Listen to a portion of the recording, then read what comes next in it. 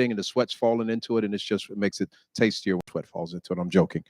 But all the stuff they did to prepare food and, up and down and going to the market in the hot sun. But now we got our air conditioned cars and air conditioned houses and air conditioned offices, and we don't really move. And if you don't move it, you lose it. So the only thing I'm saying to you is the same thing they said on the movie. You got to move it, move it.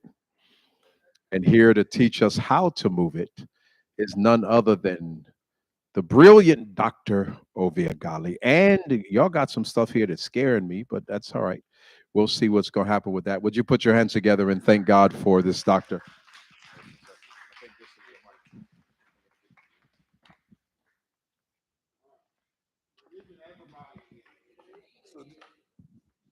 Testing. Testing. Can you guys hear me? Yeah. Okay, turn this on. Again, by now, you guys, how many people can pronounce my name now? This is my third time here. If you can pronounce my name correctly, you get $1,000 right now.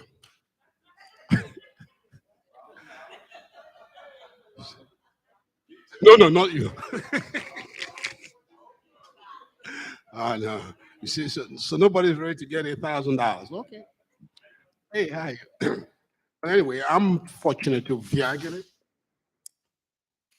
and I'm an MD and a Diplomate of the American Board of Psychiatry and Neurology with tremendous interest in nutrition, exercise, and root cause analysis of diseases.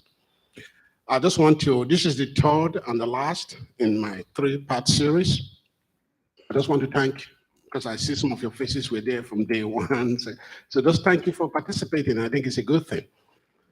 And just like the bishop said, today is going to be probably the most important, because this is a part that, if you look at the other aspects that I've been talking about, they are kind of more theoretical and things that you can do. But this is something that you can really deploy. It's within your power to exercise, to decide what you're going to eat, and things like that.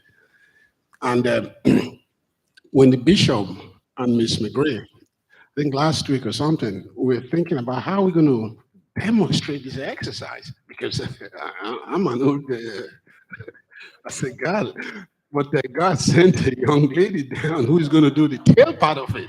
I said, in fact, I've been praying. I said, I hope she shows up. So when we get to the exercise part of it, she's going to demonstrate some of the aspects that you can do by yourself, just simple things that you can do. So, the initial part of this whole reset was started with the plant-based diet. You remember that? And most of you are attending the physicians group that was doing that. Was that a purely plant-based diet, or they had other variants of diets? Was it just plant-based the first few weeks? Okay. So, because I think I was here for one of the sessions and I saw some of the handouts. So you folks have been educated about how to fix it, what kind of food it is. So what I'm going to do today, because there's a lot of resources somewhere, I don't want to bore you with saying measure half a cup of this and 2/3 of this, because I don't follow those things. It's too complicated. I like keeping things very simple. But I'm going to explain some of the basic principles of nutrition so that you can sit down on your table and work it out. That is, you can decide to pick. You see, when you have all these diet plans, only very few people understand how to put them together. That is to say, how many calories, how many should be fat, how much should be proteins, because it's not something that people do. So they just say, oh, this is this plan. You pay this amount, you get this plan. So today we're going to talk a little bit about just the basic knowledge behind putting a diet plan together for yourself. And I will tell you some of the new things that are coming down the pike that are already being used in the United States on how you can personalize your exercise and your nutrition for you. Because one thing I can tell you, there's no perfect diet. Now, most people that lose weight by some form of diet, 80% will gain back some of the weight within a year. So it's really difficult. That's why we're now moving in the direction of personalized diets and personalized exercise. So if it is designed for your metabolism, for your hormones, for your level of health, it is more likely to stick, help you on a long term. Because if you look at it now, what we essentially do is almost like one size fits all. They say, okay, this is a paleo diet, you need this of this in the morning and this of that. It may work for you, it may not work for the other person, So those are the things that we're going to talk about today. Nutrition is the process of taking in food and converting it into energy. So that's the first line there. Is the process of taking in food and converting it to energy and other vital nutrients. So food is essentially fuel for your body. So it's the process of procuring it, fixing it, eating it, getting into your gut, getting into your system, and your tissues now utilizing those things to nourish you. That's what nutrition is about. But how can you do that efficiently? And the first thing you have to consider, and the way you should look at food going forward from today, food is medicine. Everything that medication does to your body, food can do it. Food can make you sad. Food can get you bloated. Food can, food does everything. It can affect your metabolism. It can determine what hormones are going to be secreted. So the reason why, that doesn't mean that you shouldn't enjoy food. But if you see food as medicine, nobody goes to their cabinet of medicines and just start taking medications, because you take a specific amount for a specific problem and you go away. You don't keep just taking the medicine. So if you look at food in that light, you say, hey, I'm going to eat just enough, because I don't take more than I need for my medicine. If you're going to take Tylenol, probably you take 2, and that's it. You don't go there and say, oh, I'm not full. Give me 10 Tylenols. So you don't do that. So you have to look at it that way. Then, so the next thing I'm going to talk about is to just describe the various types of nutrients that we have that is available to humans. You have carbohydrates, you have proteins, you got fat, you got fibers, you got vegetables, you got fruits, you got vitamins, you got minerals. That's all. Nothing else. That's all we eat. You said that fat, carbohydrate, proteins, minerals, fiber or roughages, minerals and vitamins, fruits and vegetables. So those are all the things we eat. So the question now becomes, how do we combine this optimally to nourish us without causing us disease? So the American diet, that is according to the US government, which is FDA, if you look at any of your labels, most things are calculated based on a 2,000 calorie diet. If you look at any of, I'll show you how to read the labels, because that's very critical too. Because when you go to the store, you should be able to read the labels and understand what they mean. That's why, you all got a couple of labels. This is from the FDA. So that when you go to the store, you're buying anything. I will go through this and just kind of run through it to show you how to read it and make sense to you. So most of the diets are calculated on a 2,000 calorie diet. That's just saying an average American should consume about 2,000 calories every day to maintain their weight, wherever they are. That means as I am now, the government says the average should be 2,000 calories. Then if you are engaged in serious physical work, like construction, you may do like 2,500. But the average, because if you look at all the calculations, you see this is based on a 2,000 calorie diet, anything you look at. So, but if you want to lose weight, you have to consume less than that. Because the 2,000 will just maintain where you are. if you are saying you lose like 10 here or in there, so you have to go lower. So when you go down, you may want to even go as low as 1300. But if you remember in my very first lecture, I said not all calories are created equally. Because you can get 2,000 calories from drinking alcohol. Yes, alcohol has a lot of carbohydrate, but everybody knows that that's not good for you. You can get 2,000 calories eating broccoli. Nobody wants to eat all that.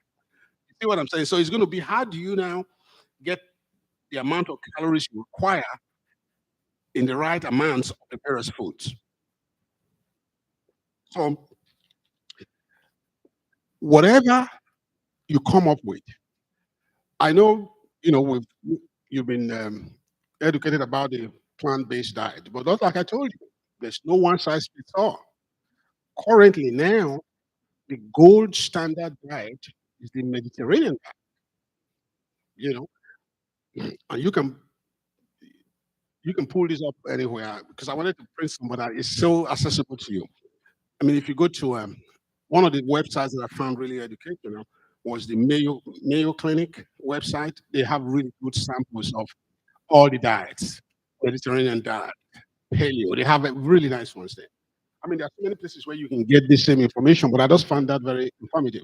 And I think if you probably go to the FDA website too, you'll get something. But I found the Mayo Clinic one very good. So, so the question now becomes, if you, let's say for instance now, I have a target goal of 1,500 calories. That's my goal. I want to lose 20 pounds. So my goal daily is 1,500. Now 1,500, about 20 to 30% of that should be in, okay? Another 60% should be carbohydrate, and the rest as proteins, roughly. So you have to know what percentage of fat that you want in that total calculation. So okay, so if my goal is 1,500 calories, and I'm going to do about 30% fat, 60% carbohydrates, and probably 10% or something like that. These are just averages, but I'm kind of close to it. Proteins. So once you know that, once you made up, because that's the standard, because it's always, I think, it's always good to have a balanced diet. You don't want to just say, okay, I'm not going to eat this kind of food. I'm not going to eat carbs. God created all that stuff, but it's just to pick out the good ones.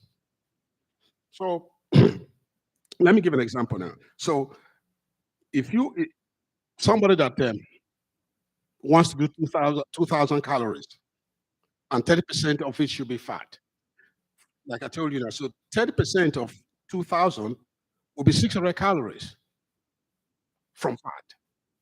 Okay? Then it's, let's say your goal is 2,000, and you want 30% of it should be in fat. 30% of it should be in fat. So that will be 600 calories. 1 gram of fat. So if you buy 9 calories by 600, you actually know how many grams of fat you need. And when you go to the store, you can look at what they got there. I'm just trying to tell you how you can actually calculate these things. It's not like very precise, like to the point, but it gives you a good estimate. So when you now say, okay, goal is 2,000 calories, 30% of that 2,000 calories should be in fat. 30% of 200 is 600 calories. 600 calories amounts to 67 grams of fat. So you now decided I'm going to do 67 grams of fat. The next will be what type of fat. So, and there are about 3 types of fat. You got what we call unsaturated fat. And I'll just give you some examples. Unsaturated fat. So it could be monounsaturated or polyunsaturated fat. Let me give you examples of that kind of fat, the unsaturated fat. So monounsaturated fat would be something like olive oil, peanut, canola oil, avocado, hazelnut, pumpkin oil, sesame seeds. That's an example of good fat. You can get good fat from those sources. An example of a fully unsaturated like sunflower, cornflower, flaxseed, walnuts, and all that. So if you already know I need 67 grams of fat today, and I know the kind of fat that I can get that 67 from, and you know how to calculate it, you can pretty much know how much you need a day, depending on whatever your goals are. So you have the saturated fat, unsaturated fat. The bad fat is the saturated fat. And I'll give you some examples. Like, let me see, some examples of saturated fat would be like things like palm oil, coconut oil, chicken,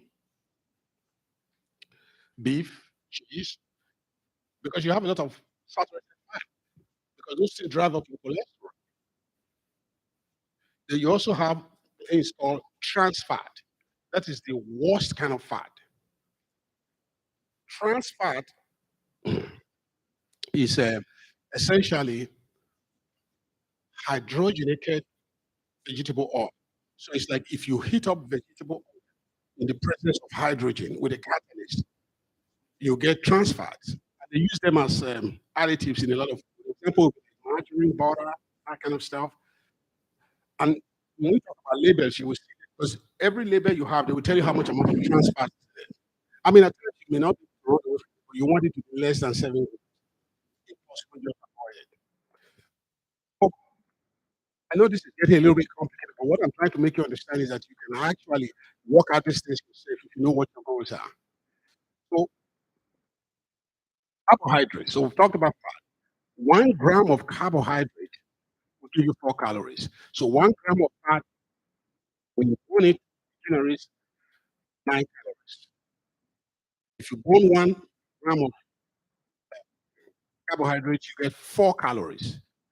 Fat is 9, carbohydrates is 4, protein is 4. You can actually calculate how much calories you're going to generate based on.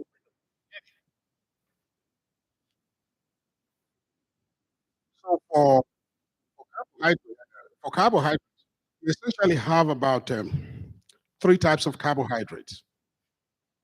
You have the uh, complex carbohydrates, you have sugars, which will be the starch. You know, the starches will be things like uh, corn, beans, potatoes, lima beans, grains. Those are complex carbohydrates. And those are good carbohydrates. You know? So, you know that percentage I was telling you, say 30% of your total calories you want it to be. So let's say you want 50% of 50 to 60% of your total calorie to be in carbohydrate. You want that one in this type of complex carbohydrate. Because you have complex carbohydrates like starches, you have sugars and fibers. The sugars will be things like table sugar, syrup. If you remember the very first lecture I gave, with regards to carbs, no, carbs have been demonized. Oh, no carbs, no carbs. That it is not the carb that's the problem. Remember what I told you on the very first lecture is the glycemic index, which is speed with which the glucose gets from your intestine to your bloodstream. So the faster the glucose gets into your bloodstream, the faster it elevates your insulin. Anything that takes your insulin up is going to make you gain weight. So if you look at complex carbohydrates, they get to your body very slowly. So they don't spike up your insulin. As a result, you're not going to have store a lot of fat, because what insulin does is converts glucose into the cells. So the percentage of carbohydrate that you want to be in this complex, for example, beans and uh, the grains, talking about whole grains. Then you have fiber. Any plant-based food, after it has been digested, whatever is left is fiber. You know, any kind of plant that you eat, whether it's beans, whether it's apple, after it's been digested, whatever is left, and you need to maintain that every day. Again, as I said, I'm just giving you an overview. Not telling you measure this there. And I'll give you some very simple things that you can do. that will, even if you're not somebody that likes details, because some people can't deal with just 2 grams of this and 5 grams of this. At the end of this whole talk, I'll just give you very simple things that you can just do. And we capture all that, like what I do, because I'm not going to sit down here and tell you I'm measuring stuff. At 6 o'clock in the morning, I start measuring stuff. That's not going to happen, but I've come up with very. So those are carbohydrates. Then you talk about protein, animal-based proteins, and you have plant-based proteins. Most of us know the plant. Most of the beans, the legumes, they're plant. Then you have animal protein, which is essentially fish, meat, cheeses, meat, because they're all plant-based, animal-based proteins. But the thing about proteins is that, especially from beef and fish is a very rich source of clean animal protein. You have a lot of omega infused in that. The recommendation that you eat at least 2 servings of fish a week. I'm talking of good fish, salmon, mackerel, mahi, that kind of very soft fish. You can season it the way you like. But if you're going to pick even beef, because some people have told me, say, look, I cannot let beef go. You just say, look, I can't let that go. I don't care what you say. I'm not going to let beef go. Interested in eating beef or even chicken, you want grass-fed beef. You see, there's a little trick. They will tell you that this beef is. Uh, have you ever heard about Wagyu beef? Okay, and that's one of the most expensive kind of beef that you have. The beef like human beings, they are alive. The cow, they massage the body, do all that stuff. They eat grass. So there's a difference between grass-fed beef and grass-finished beef. You see, if you start with grass and later end up with crap, then you can say it's grass-fed. But if you say grass-finished, that means it ate grass from beginning to the end. So when you're looking at, if you are somebody that's interested in beef, just say whether it is grass-finished, not grass-fed alone, because it's all semantics. Then for chicken, at times you want chicken that has some degree of free range. I don't know whether they have a lot of them here, but free range chicken, this chicken they used to raise in the country, they may be a little bit tough, so you may have to boil them a little bit longer, but they have everything. That they don't have hormones in them. They don't have all the other stuff that they give the ones that are caged. So these are clean sources of protein.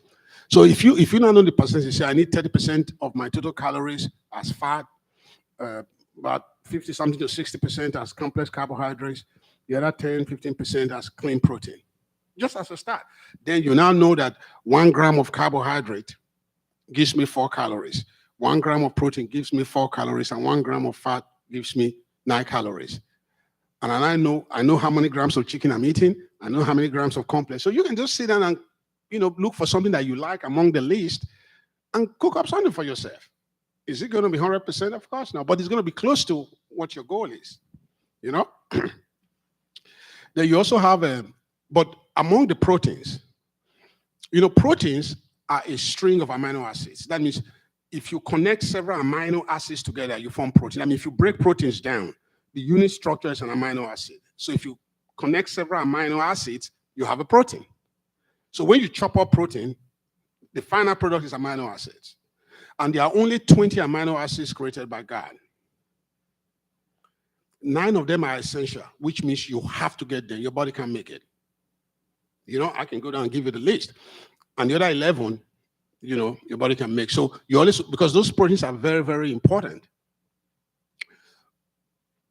If you remember from the very first lecture, because I'll be going back and forth with this, the way you think, the way you behave, the way you act, the amount of sleep you get, the amount of stress you get, communicates with your gene as to what it's going to express. You remember what I told you? Your gene is just there. It's just a code. That's what they call it, DNA code. It's a code. But for it to express that code, you can have communications from all these other parts of your body. So just because, so that means if you eat certain types of food, it's going to communicate differently with the gene what to express. So, and we have minerals. What are minerals? Minerals are sodium, potassium, calcium, phosphorus, iron, copper, magnesium, manganese, So these are all minerals. The thing about minerals, because that's one of the reasons why people take vitamins. And I'll talk a little bit about vitamins. When I've said for my first talk, I said, look, you can as well go flush your money down the toilet if you're buying vitamins. And I still feel very strongly about that. Because these minerals I'm telling you about now, potassium, sodium, phosphorus, copper, manganese, magnesium, iron, you can actually check for it. You can do blood work and check for all the minerals. So if you have any one that you are deficient in, then you can supplement that. Why would you just be gulping down vitamins when you may be okay with those vitamins? With the minerals. So what I always advise folks to do is that most of these foods we're talking about, most of these natural whole foods, they have a lot of those minerals in them. So that's why it's always good to first check, because those things can be checked now in a regular doctor's office. So you know what the minerals are. You can check for the minerals. Then you have the vitamins. What are the vitamins? You have vitamin A. I will leave B now. Vitamin A, vitamin C, vitamin D, vitamin E, vitamin K, and which other vitamin? Vitamin B, then you have the B complex vitamins, which is B1, B2, B3, B5, B6, B12, folic acid, biotin. So all this can be checked in your blood. So you can check your minerals by doing electrolytes. You can check your vitamins and see which one you're deficient in. Most doctors' offices, they will check your B12. I'm sure some of you have had B12 done, vitamin D. These are the usual ones they check. Vitamin D, B12, folic acid. At times they check magnesium. Then if for somebody that has been drinking a little bit, they will check thiamine. But any of these vitamins can be checked. If you are somebody that really wants to make sure you have enough in your system, that is both the minerals and the vitamins, you can check them out. So if you are deficient in any one, vitamin D or whatever, you just supplement it. But because I noticed that anytime you pass by a vitamin store, you see people lining up there buying stuff. They say, this for muscle, this for my back, this for this. It's a waste of money. Because most of those, if I don't know whether most of you realize this, most of the vitamins that you buy over the counter, they are not regulated by the FDA. So you really don't know what is actually there. They're not regulated. And they come from everywhere. So even if you choose to supplement something, my advice usually, I'm not going to mention shops because I'm not advertising any place, but it's to go to a reputable people that have a name, because they have a lot more to lose if somebody finds out that their vitamin is not up to par, rather than just picking something randomly. So that's what you have about with the vitamins. And something about food here that I put in, I said your food has to be balanced. Like I said, I've told you the percentages of what you want your food to be, in terms of percentages. You want all the food groups. Even though, even with the plant-based diet, you can still get all the food groups. You have plant-based protein, you have fat, plant-based fat sources. You have a carbohydrate complex one from plant. So you can get everything from plant. It's just to kind of work it out,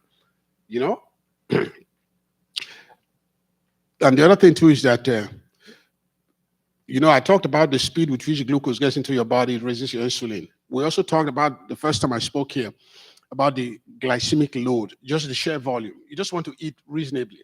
So when you start eating, whatever you decide to eat, the moment you feel satisfied, let's say you're really hungry and you start eating, before you take a few spoons or whatever, you feel full. So one formula is drink a glass of water before you start to eat. Like when I wake up in the morning, after I brush my teeth, the first thing I do is I take 2 glasses of regular water. You just kind of imagine your body like a machine, like a blender that has been grinding stuff, you know? At least when you want to use it the next day, it's good to kind of put something to kind of rinse it up a little bit. You don't want to just start eating again. So when you do that, anything, whether it's lunchtime or supper time, if you just drink 1 or 2 glasses of just regular water, it doesn't have to be bottled water or something, you know. I guess the water in Montgomery is good, to the best of my knowledge. I drink that water. I don't buy bottled water because that's a different story. But I'm just saying that it's good. It's good water. Because back in the day, you see, everybody now carries around their bottled water like they are dehydrated. You know, you see, like a little bottled water. It's kind of cute. But I mean, for the folks here that are a little bit older, I mean, 20, 30 years ago, nobody carries bottle running around. You just drink water and you move on. But now, you know, people have all these cute bottles and they put it around there. They say, oh, I have to rehydrate. I said, rehydrate for what? so that is a really useful tool. This is not some textbook stuff, because once you drink some, like a glass or 2 of water before you eat anything, it fills you up. So when you start eating, before you take a few spoons of pork, you're already full. So what you're trying to do is to limit the amount of food that is getting into your system. Whether it's even good food, just the sheer volume. You just want to. Too much of a good thing is bad, even if you're eating the right food. And you will see that when we talk about exercise, why some people that exercise continue to gain weight. So just reducing sheer volume. So especially if you want to drop some weight, usually I say cut down by 20, 30% of whatever you're doing now, because what you're doing now is not going to make you, whatever you're eating is not going to make you lose anything. You have to reduce the volume itself, you know? Then let's, you all have this, the label, the nutrition facts. You have it in front of you?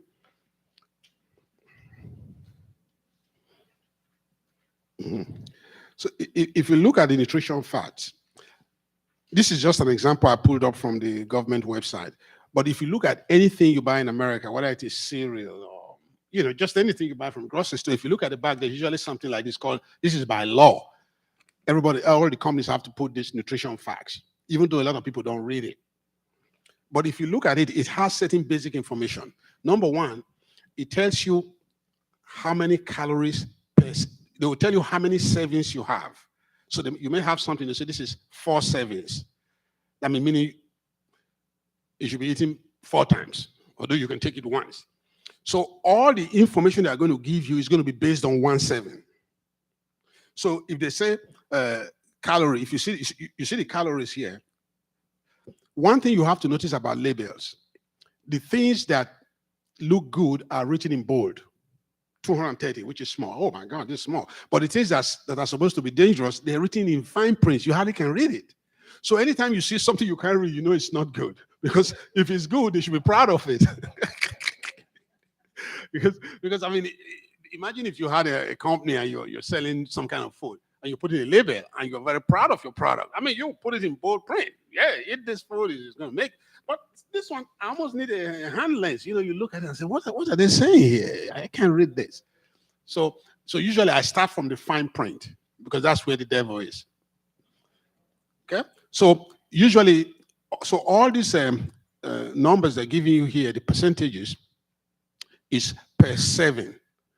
And so you have to know what 1 serving is. So if you look at it, they may say, let's say you take a medium-sized jar of Coca-Cola. They will tell you how many servings it is. Probably 1 serving may be 8 ounces. You know, so you have to know what 1 serving is. Because at times you look at it, you think it's the whole thing that is 230 calories. It's just for 1 serving. So if there are 2 servings there, this will be 460. Remember I said the total average is 2,000, and if you're losing weight, 1,500. So if you already get almost 460 from 1 little soup or something, you say, oh my God, it's just 11 o'clock. I already got half of what I need. So number one, you look at the total calories. It will just tell you the per servings.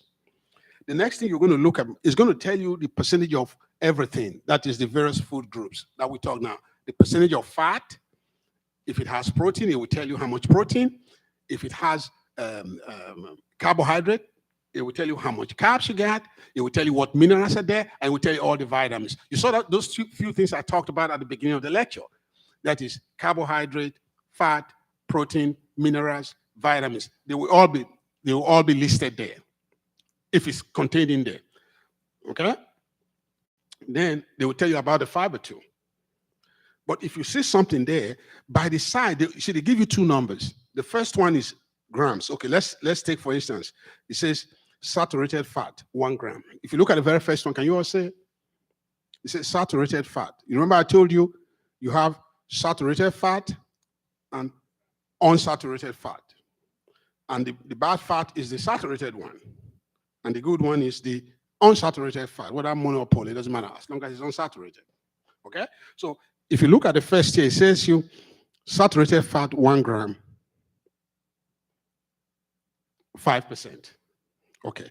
That 5% is called what they call the percentage daily value. Let me tell you what that means. Percentage daily value is, so you remember I told you something. I said, let me go back to that example that I gave. So you need 2,000 calories, okay? And you require, out of that 2,000 calories, 30% of it should be in fat. So 30% of 2,000 is 600. You understand that? So I'm just giving an example. I want you to understand this percentage daily value. So let's say my goal is everything is calculated based on 2,000. All the labels are 2,000. So let's say fat content, your daily fat percentage of that total 2,000 calories, 30% of that should be in fat. So 30% of 2,000 is 600. Okay? It's 600 calories. Okay? So what they are telling you now is they're saying, and this 600 calories will be 30%. 600 calories will be 30% of the 2,000 total calories. So when they tell you now that you have met 10%, when they say here 10% is saturated fat, they are saying that you have met 10% of that 600. So if your daily for fat is 600 and you've already taken 10% from this food you are eating now, so you still have about 90% to go of total daily requirement for fat. Are you with me? So the first thing you have to do is to say, okay, what is the daily requirement for this particular nutrient or vitamin? So let's say vitamin A, you're expected to, or let me use calcium. Let's say calcium daily requirement is 1,200 milligrams a day.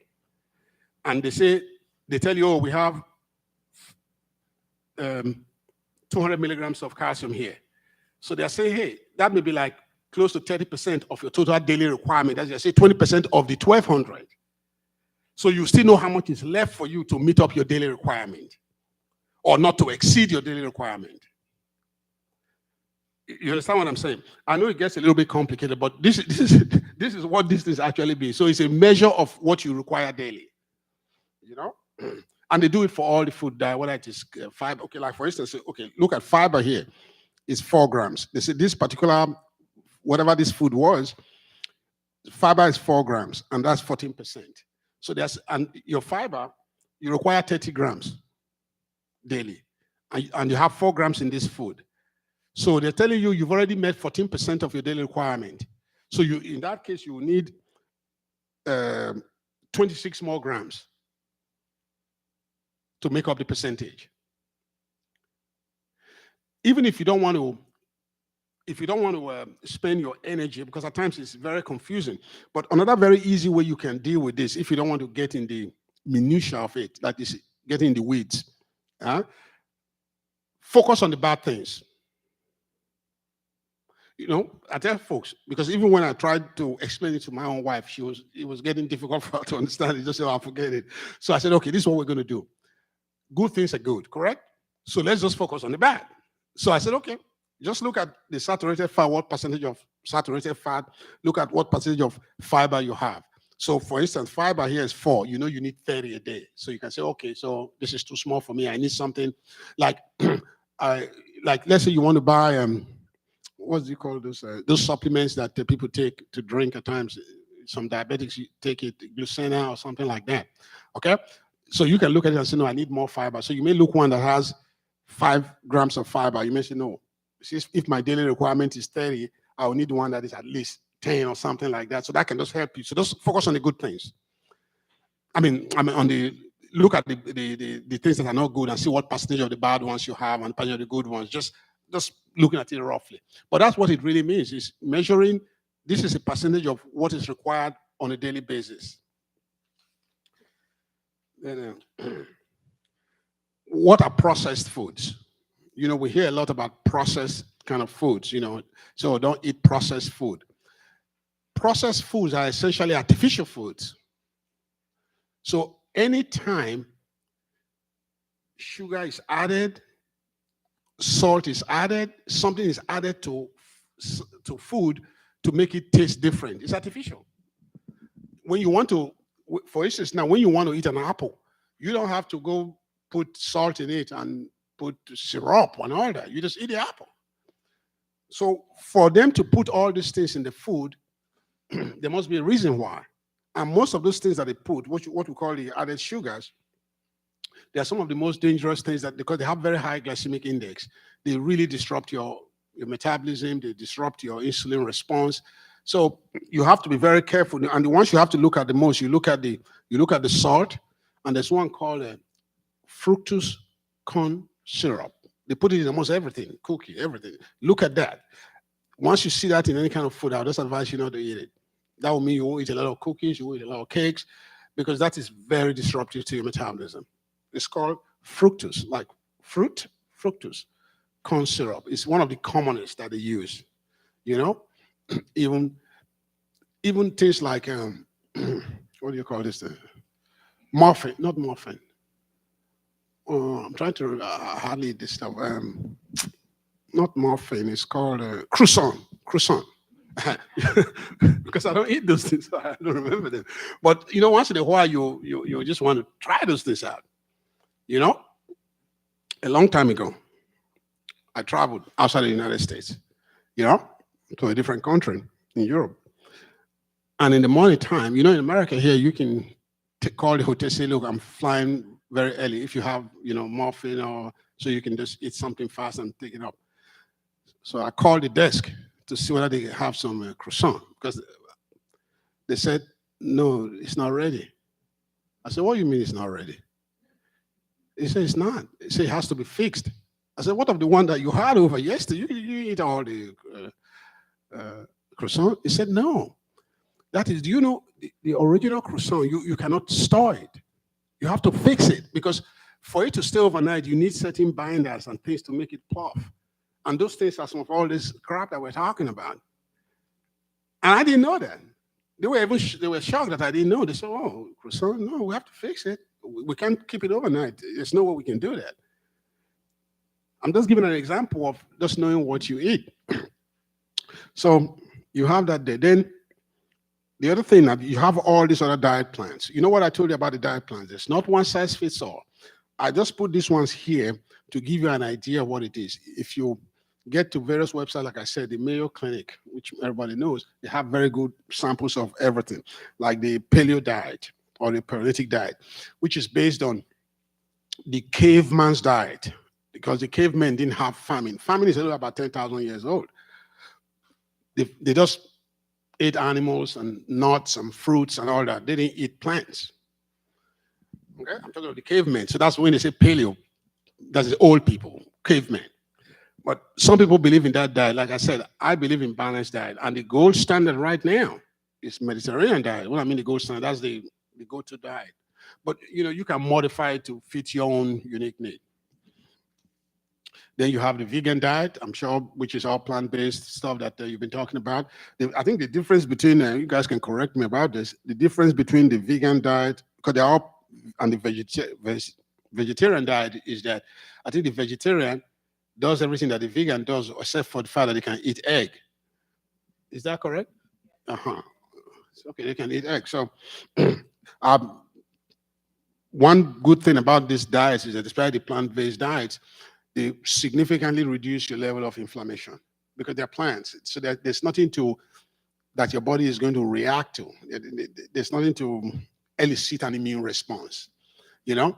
So they're usually good and they come in all combinations. That's what you guys did for weeks here. So I don't have to go over that because you already have more than enough knowledge on that. Then I just added something here on a gluten-free diet. See, the gluten-free diet is almost like the bottled water. You know, I told you before, the young folks may not understand what I'm saying. Years ago, nobody carried bottled water roaming around the streets. The same thing. Years ago, how many of you heard about gluten diet? I mean, gluten-free. No, gluten-free. You know, gluten is a protein that you get from 3 sources: wheat, rye, and barley. Yeah. So the thing is that not everybody is sensitive to gluten. So there's a disease called celiac disease. It's a specific disease for people that cannot digest that particular. They don't have enough enzymes to digest that protein. So when they eat it, they have an inflammatory response in their GI tract and they have all this bloating and diarrhea and all that. That's a specific condition. Most people can digest it. But everywhere you go, they say gluten-free. This, you say, what? How? And you can test for it, by the way. You can test to see whether you have gluten sensitivity. You see, all this stuff can be tested. So you don't go around this stuff because most of those foods are more expensive. You know, I'm not saying there's anything wrong with it, but I'm just saying that not everybody has gluten sensitivity. Not. Just like lactose. You know, lactose, which is the sugar that you have in milk. Some people are lactose intolerant because they don't have the enzyme lactase to metabolize lactose or enough of it because they have a gene mutation. The same thing. So what I'm trying to say, I'm not knocking it down. I'm just saying if you eat certain foods and you think you're getting uncomfortable, you can go to your doctor's office and get it tested. And you can also have what we call food intolerance, which is different from gluten sensitivity, but they look alike. What happens is that, I told you, gluten is sensitive, is a specific sensitivity to gluten. But you can have food intolerance to specific types of food. And at times, some people may eat certain types of food and they think, oh, and I'm having all this reaction that you think is gluten sensitivity or reaction to it. So if you feel that way, just go test it out. It's a very simple antibody test. You can get it tested in 2 seconds. You know, instead of just, again, if you look at it, I've been focusing more on trying to test things before you just eat and do things without any basis in you. It may turn out that the person actually has gluten sensitivity or allergies. You can even have food allergies. See, so you have gluten sensitivity, you have food intolerance, and you have food allergies. These are all different. They're not the same. But the symptoms look alike. And the only way you can differentiate them is by testing. Food allergies, food intolerance, gluten sensitivity.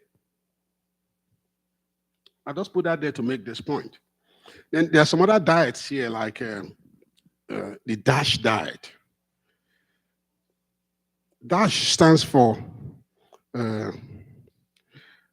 let's see what, the DASH is a specific kind of diet for people with high blood pressure, like hypertension, you know, and this is a specific diet designed for people with high blood or hypertension. DASH is an acronym that stands for, I think it's special with, but I've forgotten what that acronym stands for. I wrote it somewhere here.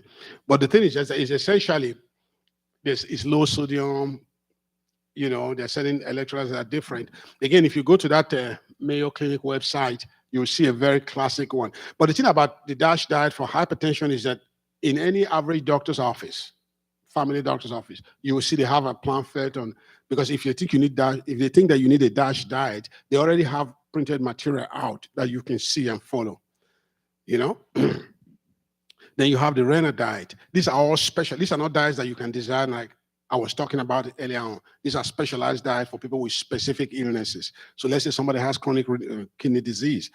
they have to work with the dietitian in that office because they have to calculate how much protein your kidney can tolerate and all that based on your GFR. So it's more complicated.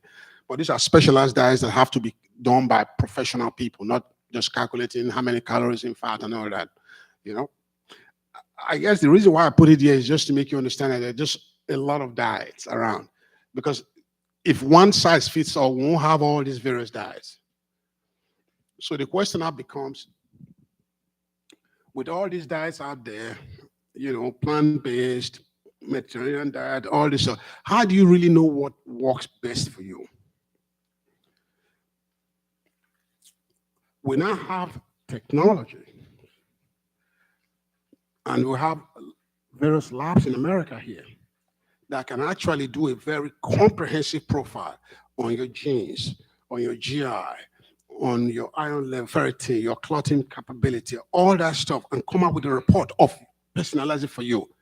And based on that profile, advise you on the best way forward with regards to your food, exercise, and all that. They are a little bit pricey, but they're available. You know? My thinking is that in the next few years, it's going to be more available to, you know, almost everybody that wants it. So it's not going to just be, don't eat this, don't eat that.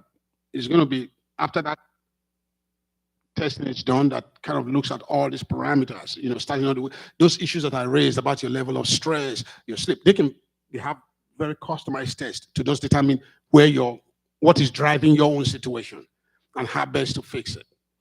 It's available right now. It's just that it's a little bit expensive. I'm not talking of like thousands of dollars, you know, $500, $600. You know, like I said, I don't want to mention the companies, but if you want to know about the companies, I can make it available to Ms. McCray and you call me. I don't want to say it publicly because the people are not paying me money. Okay. So you have those opportunities. Then let's see. You know, I talked here a little bit about you know, the other thing too is that you have various ways of measuring the amount of fat content that you have. You see, right now in the office, most of you will be familiar with BMI. If you could just say, BMI, it just gives you an idea, but it doesn't tell you the whole story. So if you have somebody that is very athletic with a lot of muscle, they're going to weigh. If they are not too tall or too tall, it's going to skew the number, and they may be very healthy. Then on the other hand, you remember I told you about skinny fat the first time? Some people that are skinny, but the fat content is a lot compared to the muscle.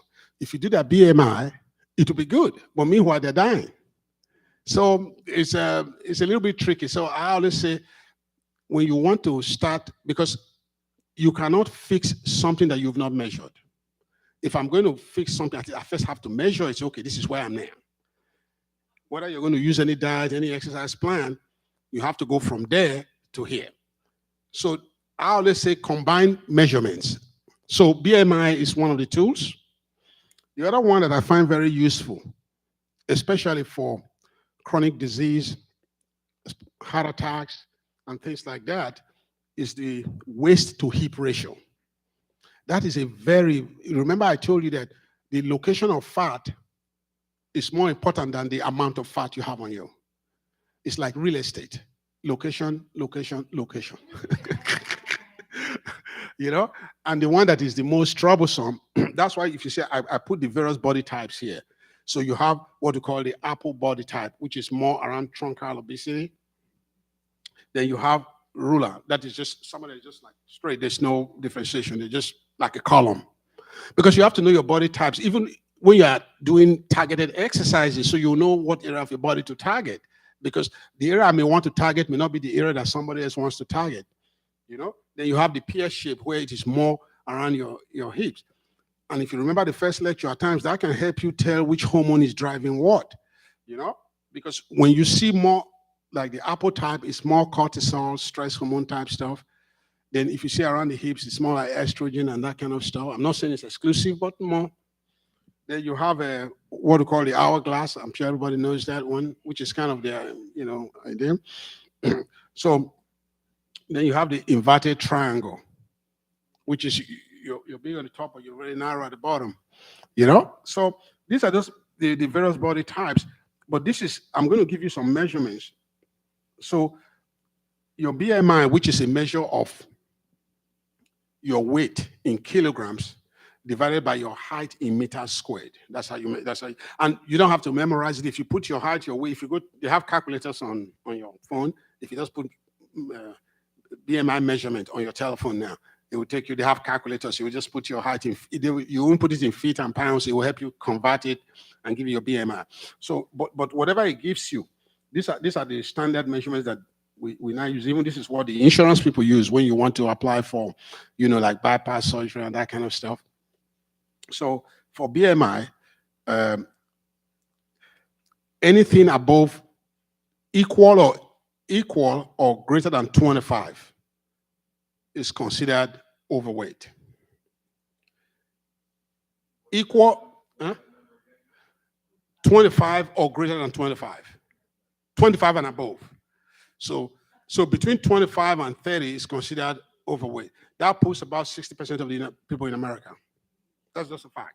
Okay? Then 30 and above is considered obese. Then when you get to the 40, they talk about morbid and all that stuff. Okay. So these are the way they measure for BMI. Then for waist to hip ratio. And the way you measure waist to hip ratio, the measurement should be around your navel. You just put a tape around your navel here, that's your waist. Then the hip, obviously. For women, I'm telling you what the average should be. For men, the waist to hip ratio should be between 1 and 0.9. For women, it should be between 0.8 or less. Okay?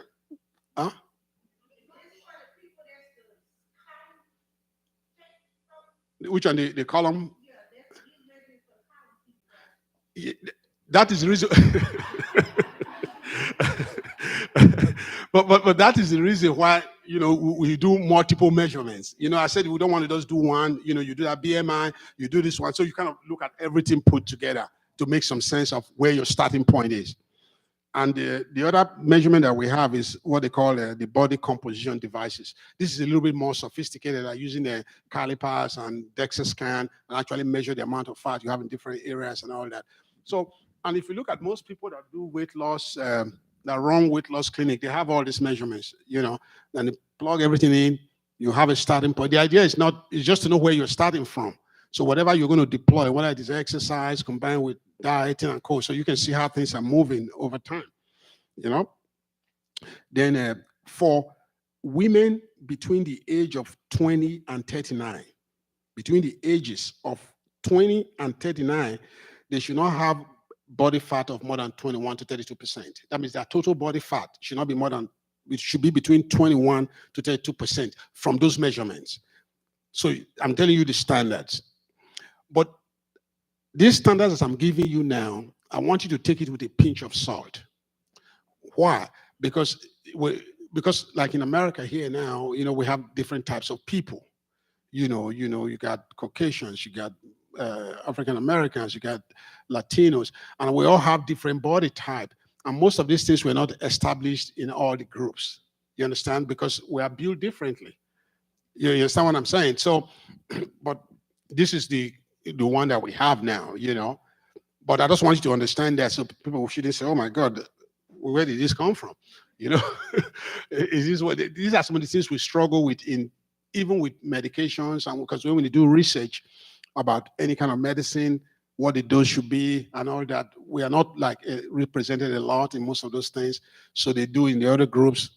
Then whatever the results are, they kind of translate it to us. But now we're doing better. What I mean, I'm talking about the medical community are doing better with research and including everybody, that's men, women, black, white, everybody in most of those researches now. Because we're saying now that, for instance, there are certain blood pressure medicines that do not do well with black people. And there's some ones that they do well with. But before, we didn't know all that. You understand? We just thought, oh yeah, everybody does well on this, So, but even for talking about women, let me give you an example. Heart attacks in women, the symptoms that women have, not all of them, but most of them have when they're having a heart attack, is different from what men have. You see, when most women have heart attacks, It's not that, not all of them. Some will have the classic symptoms. But most of them will not have those classic symptoms. They may have something like what looks like reflux. Something that you would just dismiss. Or the pain will be kind of non-specific. It looks like sternal pain. And even when you look at now that we're involving more women in the research group, that's why we are learning all these things. Do you know why they're involving more women now in the research groups? Do you know why? Huh? Can you guess why more women, especially in medical research now? Put race aside, I'm talking about those women as a group are usually they're better represented these days than 20, 30 years ago.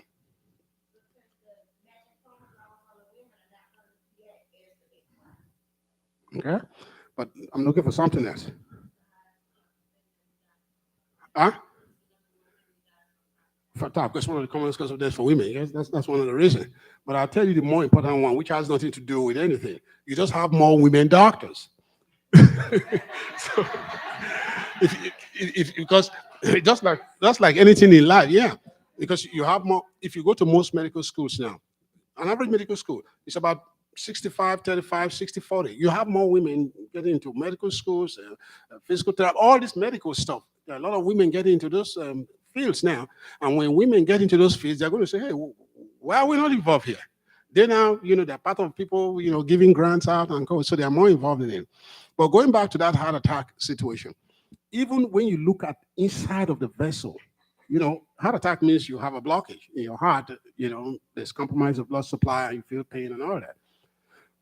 But when you look at the vessels, that is the blood vessel that is blocked in women, it's a little bit different. The kind of plaques you have, it's not the same kind of plaques at times you see in men. So at times you may even do cardiac cath, the cardiac cath to see how your vessels are. You may not see anything. Because they may have what you call, I don't know how to explain it, this kind of heating. I'm just looking for a way to make you understand. So that their vessels can contract against it and cut off blood supply. They have all those signs. They run to the hospital. By the time they get there, the vessel has opened up. Then when the lady keeps coming back and forth, they say, oh, something wrong with her. Then they'll send them to psychiatry. They say, oh, something wrong with her. Then when this is what I've seen. It's not just some story. Then the person comes and says, oh my God, what's going on in your life? Is your husband bothering you? What? So, but now we're learning a lot more, and I'm so happy about that. So then we have, I put a little definition here for metabolism. Metabolism is just the process of breaking down what you eat. But when you break down, let's say glucose, you release energy, release heat. That's how you maintain your temperature. You generate calories because that's how you break it open, get some calories as ATP, carbon dioxide and water, and something called free radicals. Okay? So when after all is said and done, that food that you ate will be metabolized to calories for energy to run you.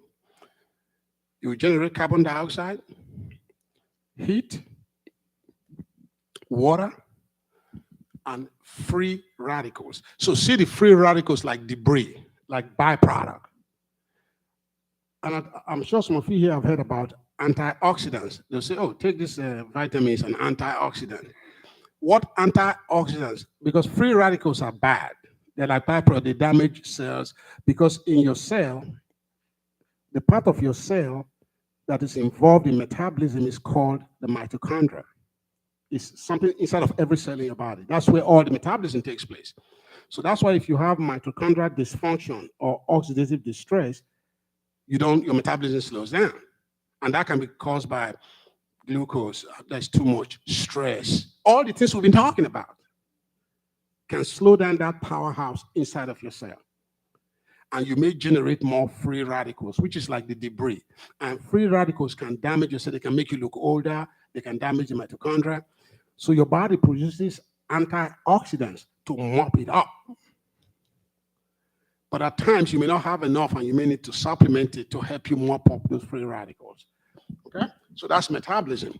Then what is I put something here, basal metabolic rate. Basal metabolic rate. You see, right now, you're all sitting down quietly. You're not doing anything. You're not jumping around. You're sitting down, minding your business. But everything in your body is working now. Your heart is pumping. Your lungs are, getting air in and out. Your intestine is, rumbling, trying to get things down. You can see me. You are thinking because your brain uses a lot of energy to think. So that is even when you are doing nothing, your body is still walking. But for your body to walk, you need energy. So the amount of energy that you require just to run your body at baseline is called your basal metabolic rate. So your basal metabolic rate is the amount of energy that you require to run yourself. Let me put it a different way.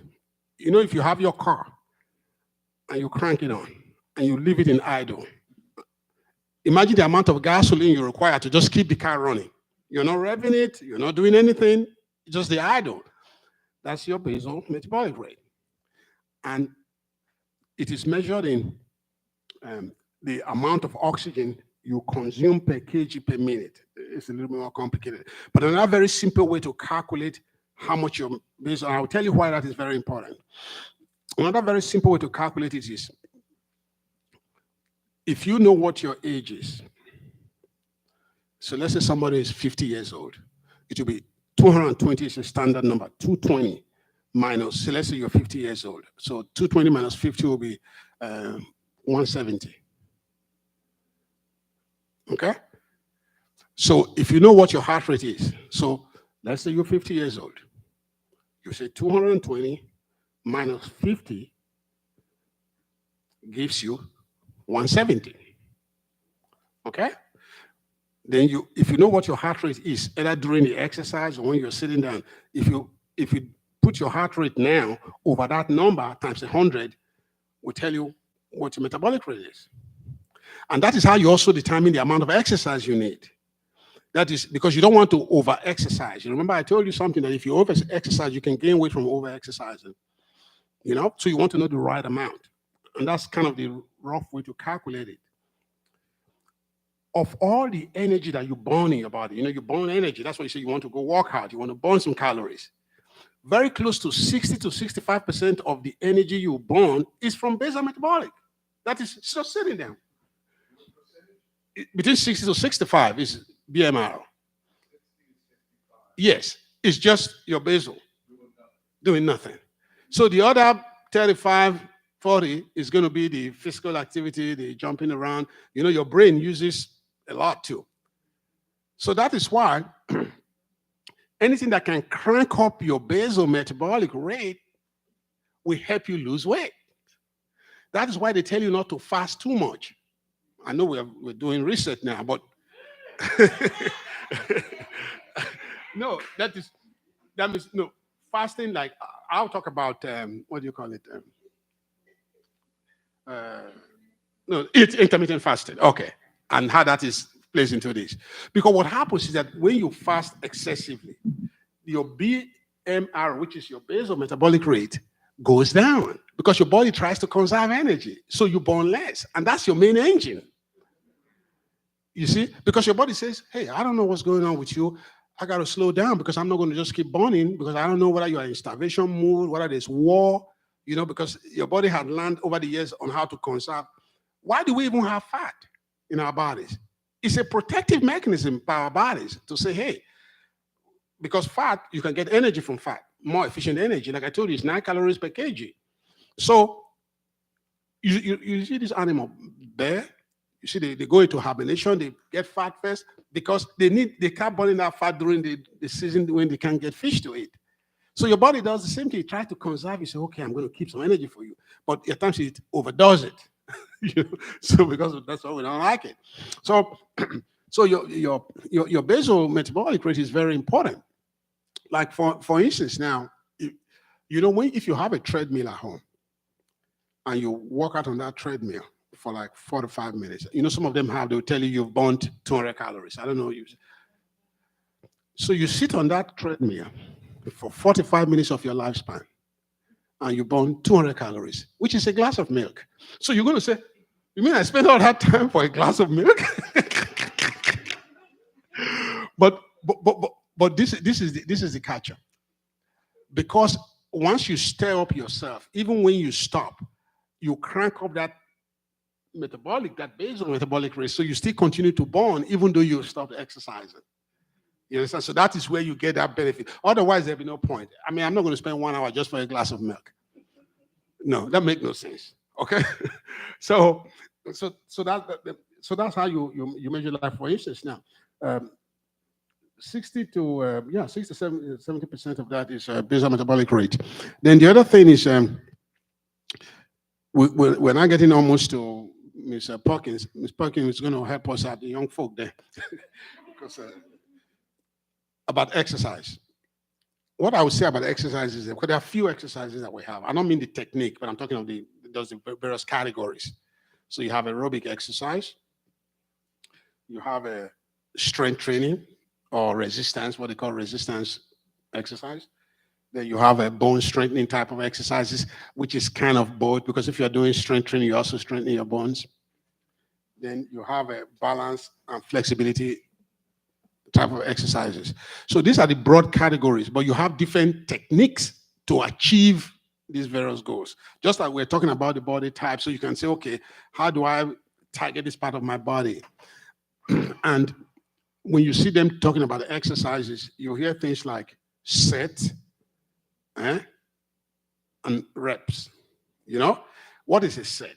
So let's say, for instance, now I do push up with my right hand alone 5 times. Then I rest a little bit. I do another 5 push-ups with my right hand. I rest a little bit. So that's 10. So I had 10 repetitions in one set. And you design your set and your repetitions based on your endurance. It's a good way to measure these people that do training, they use that a lot so they can track I just wanted to mention that so that when they say those things, you understand what they're talking about, reps and things like that. So then with regards to, I've been talking about exercising too much and gaining weight. One of the things why some people that exercise gain weight, even when they're exercising very seriously. Number one, especially if you're doing a lot of strength training, you may get, bulk up, get more muscles and weigh more, even though you're losing fat. So you can gain weight and lose fat. The goal is to lose fat, not to lose muscle. Remember, most of the burning is done in the muscle.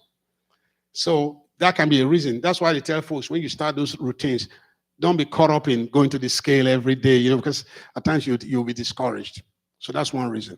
Another reason is that some people that exercise a lot, they think they are now being justified. They cannot eat more. It's like, oh, I was in the gym 2 hours yesterday. Get me that chicken there, But they do it very subconscious. So it's almost like they're trying to pay back themselves for the good job they're doing. But eventually maybe eating too much of what they're not supposed to be eating, so they don't see the kind of results. But at the biochemical level, when you exercise too much beyond your capacity, it's stress to your body. You remember what I talked about, the stress hormone, cortisol and all that? And when you release cortisol a lot, 2 things happen. Your glucose is going to go up, insulin is going to go up, then you're going to generate fat. That's one way. And 2, it can lower the level of testosterone. And when you lower your level of testosterone, because remember I told you testosterone and estrogen. You see, testosterone is what makes men look like men. And estrogen is what makes women look like women. But they are very similar hormones. That means testosterone can be converted by fat to estrogen. So if you get into an activity where cortisol drops, testosterone drops, you may gain weight over time. You understand? So that's why you just need the right amount of exercise, so that you don't do it too much. Some people almost get obsessed with it, So, and the truth of the matter is that if you listen to your body will always tell you. See, pain has a purpose. Pain is not bad, not too much pain. Because pain tends to control you. So if you're doing something and it hurts, you say, oh, I got to stop this. Can you imagine if you don't feel pain? like some diabetics that have neuropathy. You see, they scratch themselves, they may even get burned because they're not feeling anything there. So if you just listen to your body talks to you, but at times we just don't listen. Even when you eat some foods that are not really good for your body, at times you may not understand what's going on, but you just say, look, I just don't feel right anytime I eat this, you know? So now I'm going to get Ms. Perkins to help demonstrate some of these exercises. But thank you all. And then after that, if you have questions, we'll take it. Mm. I have one Oh, on. you have yours? Can y'all hear me? No? Okay.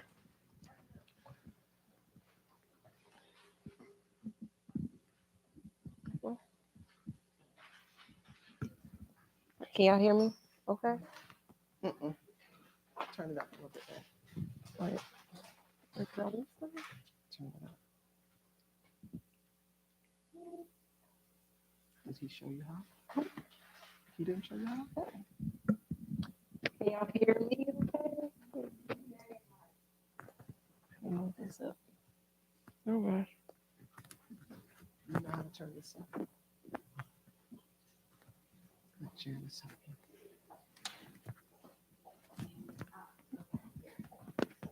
Can y'all hear me? Testing. 1, 2, 3. Testing. Testing. there you go. That's much. Testing. Yes. Oh, that sounds so weird. Okay. Okay, so I'm Alicia. I'm a student at Faulkner, and I'm in the physical therapy program.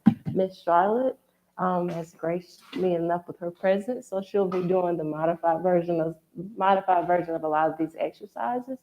So we just want to go ahead and put this disclaimer out here. If you have not talked to a physician about doing exercise, you need to talk to them first before we decide to do anything. And Dr. O is here, so I'll talk to him first about doing exercises. And so, I mean, if you want to join in, you can. You're not required to. We weren't expecting that, but or you could just watch. But so basically, he talked about different categories. So he talked about aerobic, bone strengthening, balance, and flexibility. And so what we're going to show is just different things in each of the categories. Okay, different exercises for each of the categories. Okay, so Ms. Charlotte, we're going to start with seated marches. Okay, so all you're going to do is get to the edge of your seat. Everyone can participate with seated exercises. And like how Dr. O was talking about with aerobics, so you've already established what your heart rate max is with the 220 minus your age. So when you're doing this, you can do like a time component. Okay, so like we're looking at time and we're looking to get that heart rate up. So all you're going to do is just start marching. So you're just going to pull your legs up. Okay. And we're just going to make sure that we keep that tight core. And make sure to breathe. That's always a big one. When we start exercising, people hold their breath. It's like, yeah, you need to breathe. Now, if you're at home and you feel like this is too easy, all you can do is stand up, and then you're going to march in place. So we're here, up, down, okay? And then you can add the arms in. And then if you feel like this is still too easy, then you can start running in place, okay? But we're not gonna do that today. I want everybody to be safe. Okay, and so the next one we're gonna do is a modified jumping jack, okay? So the normal jumping jack, we're here, we're out, okay? So Miss Charlotte's gonna do the modified where she's sitting in the chair, and I'm also gonna do a version of the modified. So all you're gonna do is lift overhead, and you're gonna lift with your leg, you're gonna bring your leg out at the same time. So we're here, alternate. And remember, this is a time component, so 30 seconds to a minute, you'll start burning. Okay? And like I said, if you want to make it harder, you just do a full out jumping jack.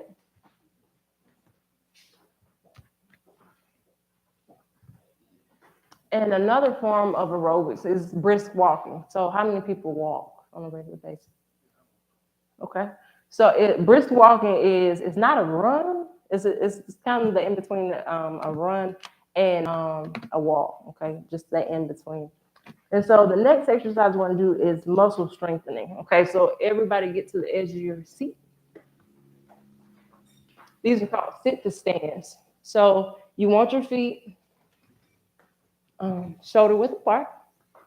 And the big thing about this exercise is if you're too far back in the seat, it's very hard to get up. So we have this saying, nose over toes. So when you go to stand up, you want your nose to go over your toes, okay? So when you go to stand up, if you need to use the chair, you can use the chair. And so the way to progress it is if you start off using the chair, then you may go one arm on the chair, and then you work yourself up to no using your hands, okay? So all you're gonna do is just stand up. There you go. And then you're gonna sit back down. We're gonna stand up, keep. Sit down. There we go. Keep going. So we can get that little burn going.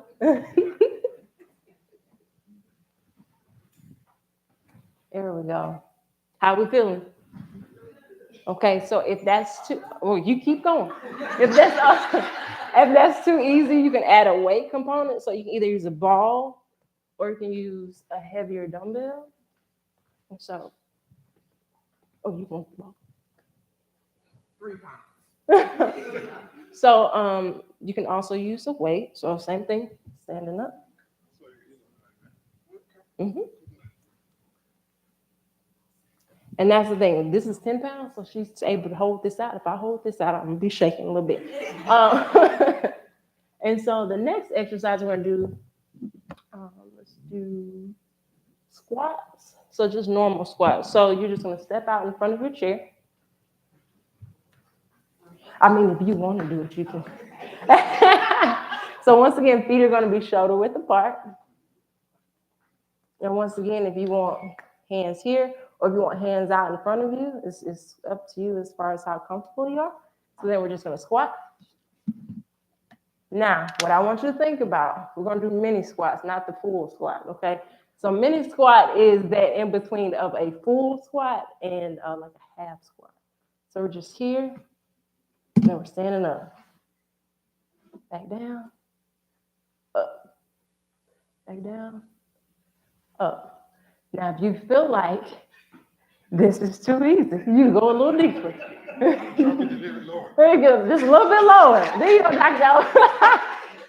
Now, the thing about going a little lower, though, right.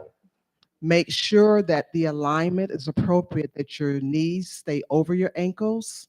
So it's almost like you're trying to sit back down in the chair as opposed to dipping. Right. Squatting is not dipping. You can injure your knees Yes. doing it that way. So make sure that your form is butt back. There you go, like you're gonna sit. In the chair. Yeah. And then when you come back up, push through those heels and squeeze your butt muscles and maintain your core. Okay, it makes a big difference. Yes, it does. You're feeling it, huh? And so we also brought the trampoline, and Ms. Charlotte's going to tell us about the trampoline, just about the exercises. We've been not necessarily doing anything on it, but.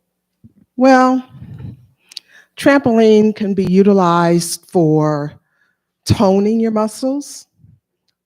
It can be utilized for your lymphatic system to stimulate your lymphatics to get rid of waste out of your body.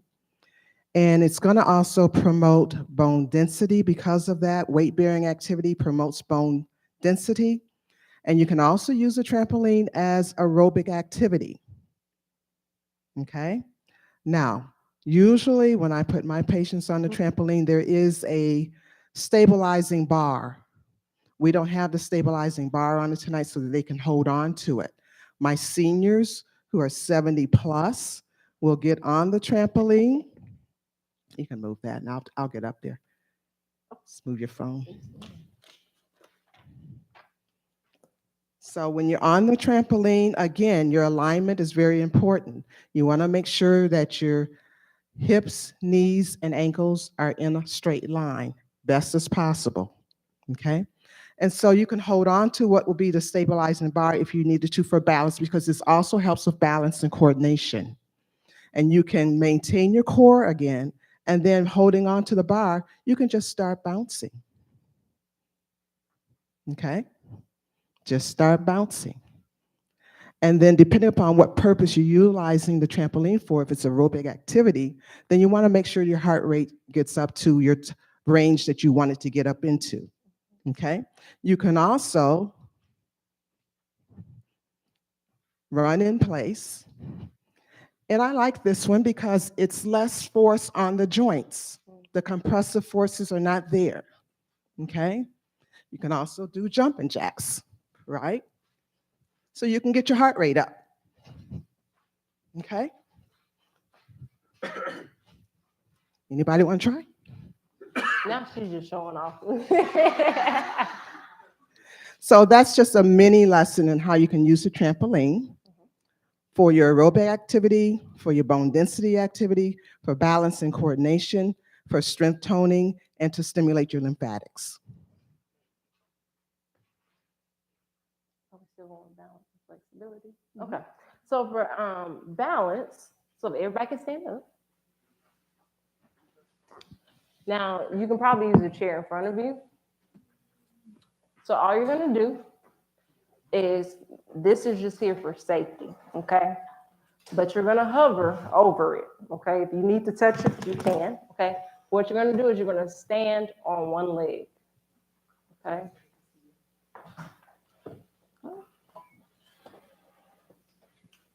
So here, okay?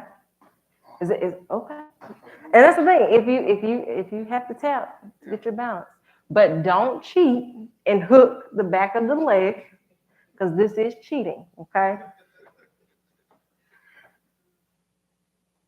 Is everybody standing up? Got it? You got it. This is a sobriety test. And a way to make this exercise harder is you would add a change in surface. Okay? Does anybody want to try? Doesn't know. Okay. Yeah, we are. Now this one is helping with strengthening your ankle mobility. It's really good because you got to think, when we go to walk, we're going to end up on one limb, so it's good for balance. And then you got to think, as we get older, as far as like the vestibular system, it gets off balance. So this is a great exercise to get that back in balance.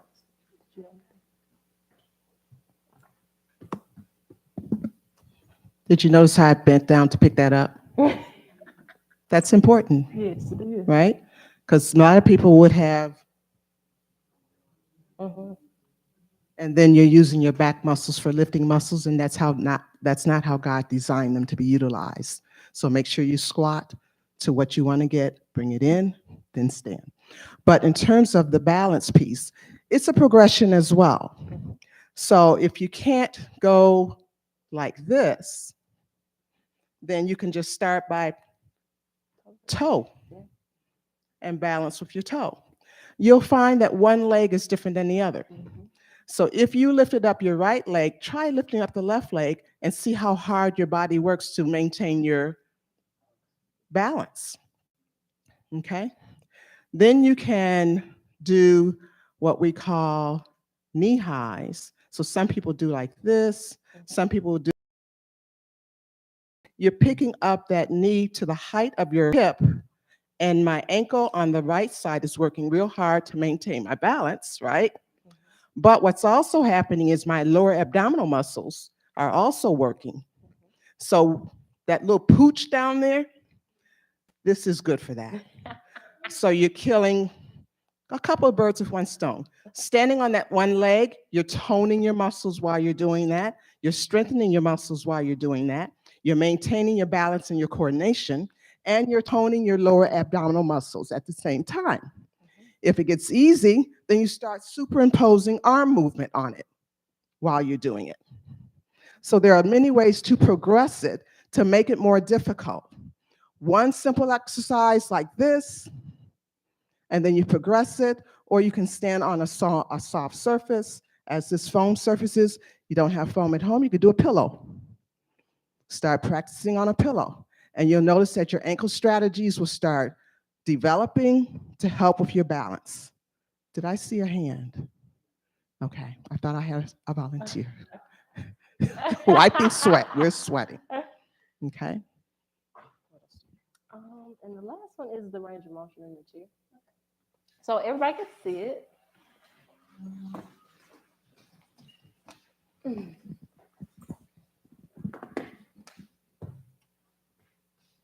Okay. So how he was talking about in the morning. So when you know you bend down to tie your shoes in the morning, you can actually kick your foot out. And then you can just reach down, and it's a good stretch on the hamstrings. So you should feel that pull in the back of your leg. You got to stay down there. You can't bounce. You can bounce it. And then we're just going to come back up, and then we're going to do the other side. And that's the thing. If you can't reach your toe, you can use anything like a towel. You can use a belt. You can use a dog leash to hold that. You know, that's going to be the progression. It's getting further and further down. But if you can't, you may just have to hold with that right there, okay? So then if you can, cross your leg over your knee. If you can't, you can almost straighten your leg out and do it lower. But we're getting that booty muscle, okay, your piriformis, or we call it our figure 4 stretch. The piriformis muscle is very important to keep stretched out because your sciatic nerve runs through the piriformis muscle. And so many times you may think you have sciatica when actually it is a tight piriformis muscle. So this is a good stretch to incorporate into your daily routine as well. And then we're going to switch to that other side. Make sure we're balanced.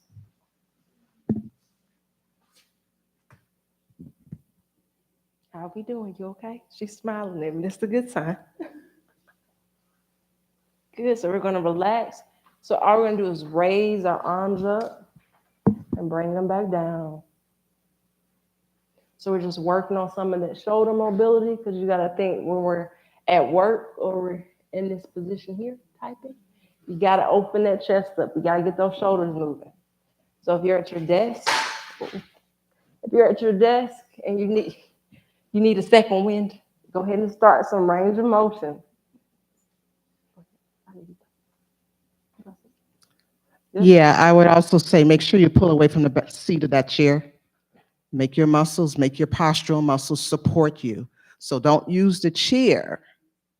Come forward away from the back of the chair so that your postural muscles will support you while you're superimposing upper extremity or arm movement on the trunk. The trunk muscles are created to provide stability. And so you're toning up your trunk muscles while you're having mobility with both shoulders, upper extremities. Okay, so now we're going to circles forward. And you can make them as big as you want, or you can do small. Once again, we're waking up those muscles that have been dormant. Mm-hmm. Now, I typically will tell my patients to make sure that their thumbs are pointing up to the ceiling when they're doing shoulder circles, because of the positioning of the rotator cuff tendons. They can become compromised if your thumbs are turned in, and you can start getting a little compromise to the integrity of those tendons, and pretty soon you'll notice you have a little muscle tear in the rotator cuff. So kind of remember to keep your thumbs pointing upward so that your shoulder muscles are in a neutral position as opposed to being turned inward. So when you do your shoulder rotation, do it this way forward, and then we're going to go backwards. Okay? Are we feeling a little burn? Yeah. Yeah.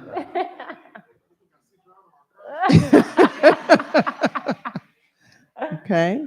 And so now we can bring that arm across the chest. And this is just a good posterior capsule stretch. So we should be stretching the back of the shoulder. And these are all things that you can do when you first wake up in the morning, when you're at work, when you think about it. It's like, oh, I need to stretch. It's a good idea. Let's switch to the other side. Make sure we got good posture. We're not slumped over.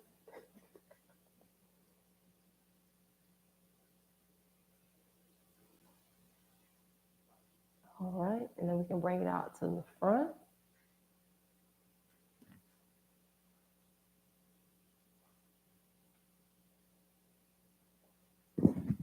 Make sure those shoulders are relaxed and you're not hunching your shoulders up towards your ears. So relax the shoulders while you're stretching.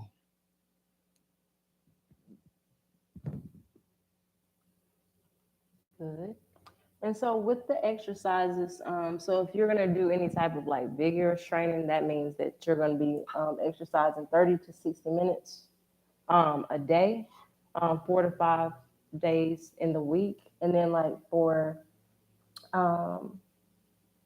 moderate, it's going to be, well, I take that back.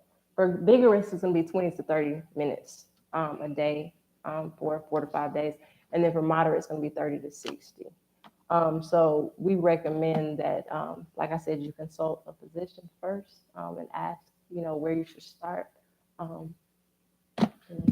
Yeah, it's just important that you do not overdo. We get excited, especially when springtime's getting ready to come, and we want to, lose additional weight via exercising. As Dr. O said, it's very important to listen to your body. Pain is a communicator. God gave it to us for a reason. So if you have pain in doing any activity, you need to stop and listen and think about what did you do? How long did you do it for? What was the duration? What was the intensity? And then monitor it. It's not uncommon to build up lactic acid in your muscles after you've done vigorous activities, but that should subside in 48 hours. If that pain and discomfort is still there beyond that, then you overdid it. Okay? You overdid it. Don't stop doing anything. Movement is important. I had one senior patient tell me, when you stop moving, you die. So just like Dr. O said, movement is inherent. We were created to move. So do something. What's the best form of exercise to do? I always say the one that you will do. Sleep. That's the best form. Some people like walking, some people like cycling, some people like jogging. I have my things about all that because as a therapist, I see those kinds of people in my office because of knee injuries and hip injuries and spinal injuries because they're not jogging correctly. So even with walking, if you're a walker, let me demonstrate this because I walk. I call it my prayer walk. But one of the things you want to make sure when you're walking is that your heel comes down first when you're walking, okay? Make sure when you're walking, heel contacts first, and then you push off with your foot. What I see when I'm out walking is people are doing this. You see the difference? Okay? And the knees are slightly bent, but they're walking, they're moving, okay? What this facilitates is shortening of your hamstring muscle, okay? And you're leaning forward, and pretty soon your posture is this. But what happens when I strike my heel first? It aligns my posture automatically, and it keeps your quadricep muscles strong. The last few degrees of knee extension is with the heel contacting like this. If you're walking like this, then eventually your knees are going to start buckling. And you report that my knees are buckling. Well, analyze your gait. Make sure when you're walking, if that's your choice of exercise, that your heel is contacting first so that your quadricep muscle is engaged and the hamstrings are being lengthened. Anything else? Thank you.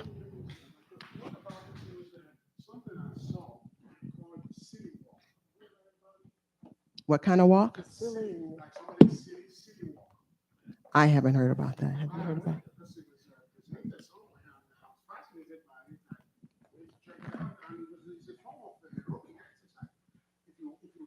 Oh, This walk? like when you go like this. Oh, It's a real thing. It's an Olympics for that. okay. I've seen people do that.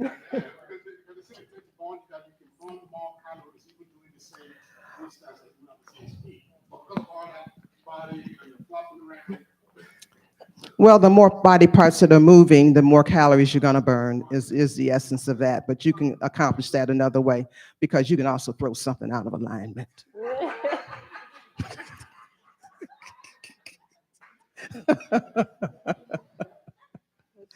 Any other questions? Thank you, Pastor. You got to move it, move it. Got to move it, move it. We thank Dr. O. We thank our exercisalist, whatever you call them. I don't know what you call them. They're both physical therapists. Actually, Miss Charlotte is a, what is the actual, what is it?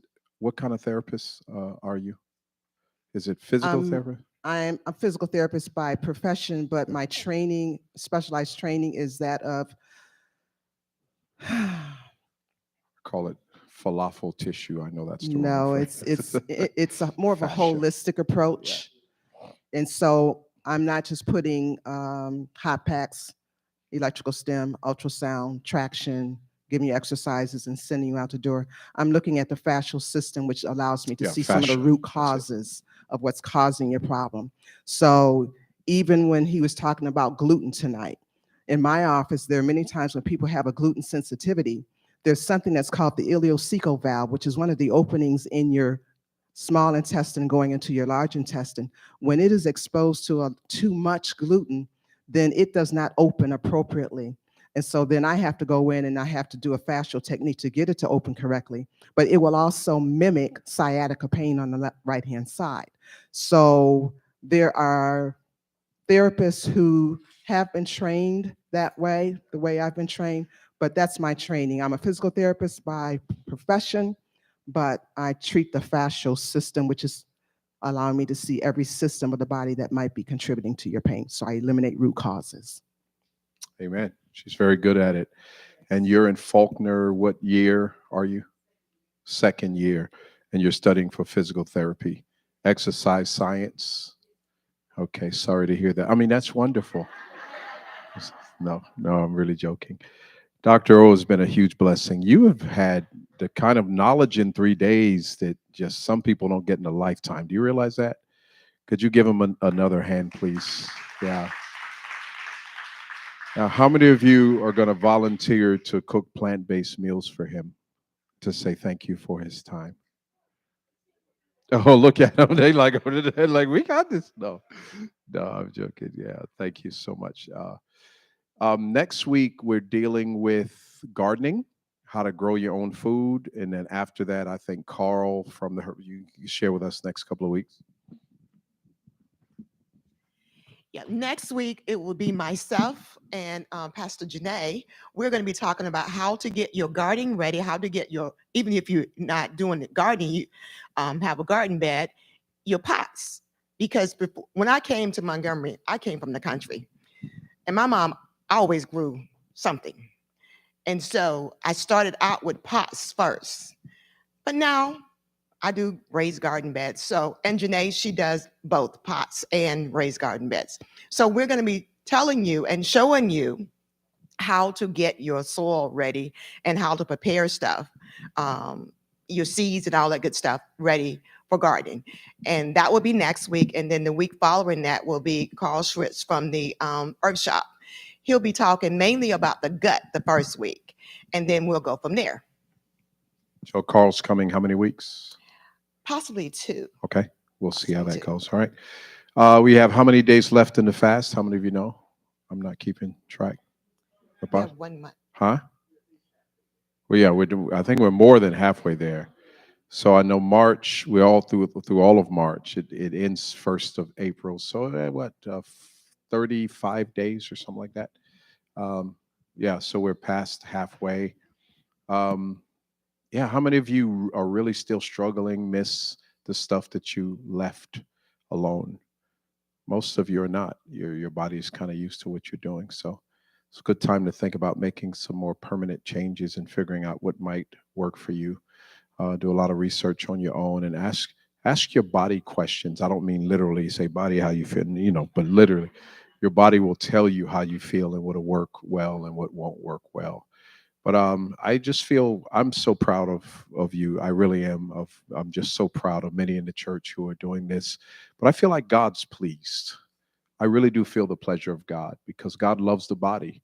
And the fact that we're taking time to take care of the body, I feel like He's really blessed by it. So, congratulations, kudos to you. You never thought, well, a lot of people I talked to never thought that they would ever be satisfied uh, on just plants and natural food. But surprise, here we go. God is good. Any questions before we end from anyone of the exercise people, Dr. O, myself?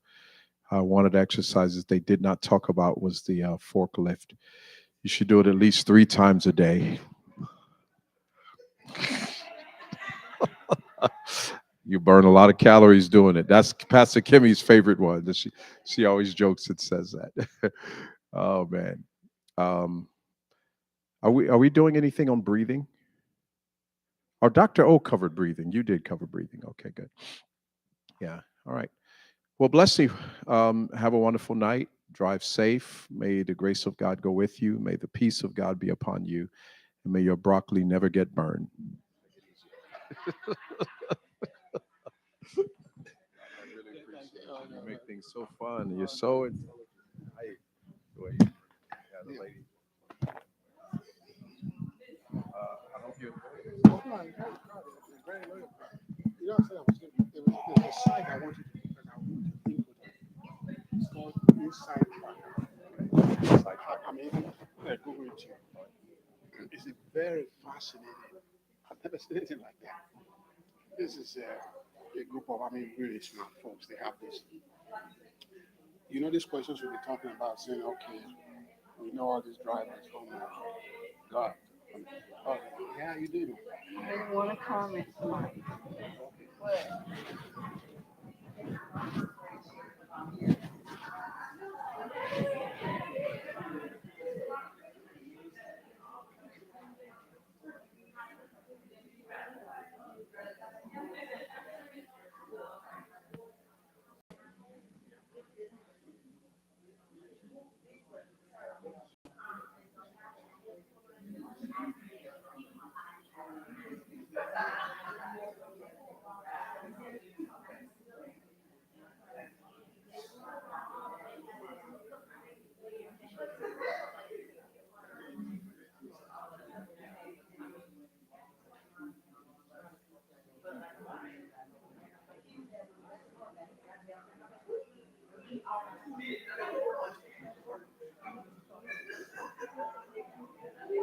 Oh, I was gonna do the joke with it.